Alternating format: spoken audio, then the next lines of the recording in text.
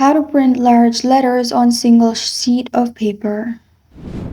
Hi everyone, I'm here to assist you today. Without any delay, let's jump right in. First, open Word, and at the top you'll find font size. Click on it. The biggest font is 72. Simply click on it. After that, type it, and if you still not satisfied with it, what you can do is double click on the font size and type in the number you want. I have typed in 500. Now I can simply add one letter. After you're satisfied with the font, what you can do is press on Ctrl plus print, which will open this page on the left side.